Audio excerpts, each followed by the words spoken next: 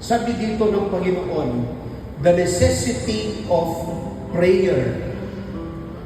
Tinuruan ang mga alagad manalangin lagi. So yun po yun, necessity of prayer. Manalangin lagi. Meron pong diin. Hindi lang basta manalangin, ang sabi, lagi.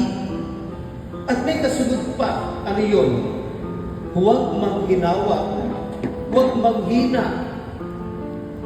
Kasi, di naman kaila sa atin na pag tayo nagdarasal, minsan, pinaghihinaan tayo ng loob.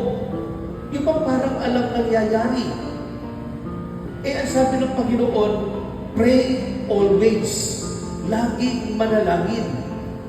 Sa oras ng paghihina, the more that we should pray.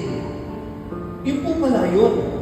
Yung oras na para bang tinatamad ka na, naghihina ka na, parang alam nangyayari, mas lalo kang magtiwala sa Diyos. Lalo kang magdasal. Kasi ang sabi sa Ebanghelyo, ibibigay sa atin ng katarungan. Ano ba ibig sabihin ng ibibigay sa atin ng katarungan? Na si Lord, hindi niya tayo kakalimutan. Diba meron tayo kasabihan pa, hindi natutulog ang Diyos. Napapakinggan ng Diyos lahat ang ating dasal. Hindi siya natutulog at ibibigay sa atin kung alin yung makabubuti. Kaya yung salitang ginamit ay ibibigay sa atin ang katarungan. Hindi niya ibibigay sa atin yung ikasasama natin. Kasi posible sa ating dasal, ang bunga nito ay ikasasama mo o ikasasama ng pamilya mo. Kaya hindi man dumarating yung piling natin, yung prayer intention natin, siguro hindi yun ang katarungan. Hindi yun ang makabubuti sa atin. Kaya lang sabi nga, dito, may salita, minsan nagtatagal. Alam mo yung mga salita na yan, ang gandang unawain, minsan nagtatagal. Kasi sa prayer life po pala natin, minsan, hindi tayo handa na tanggapin yung biyaya na ipagkakaloob ni Lord. Madaling salita, tatapon lang, masasayang lang. Kaya naghihintay ang Diyos sa tamang panahon, in God's time, na sa gusto nating oras. Hindi pwedeng now na. Kay Lord, hindi po pwedeng now na, kundi sa kanyang takdang oras.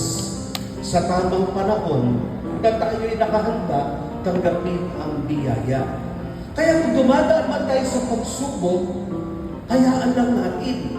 Maski ang pagsubok na dumadaan sa atin, alam niyo, pwedeng biyaya yan. Sa pananaw ng merong spirituality, sa pananaw na gagamitin natin ang bata ng pananampalataya, maski mismo yung pagsubok, yung problema, yun na mismo yung biyaya na tayo tinuturuan ng Diyos, na tayo inaangat niya sa ating pagkatao at pag-unawa, at lalo na sa ating relationship.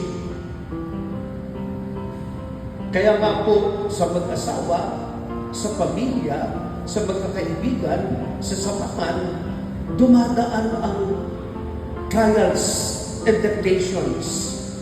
Dumadaan tayo dyan.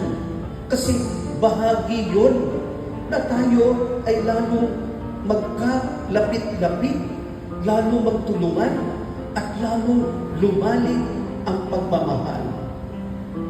Trials and temptations might be a way of strengthening us in our way of loving one another.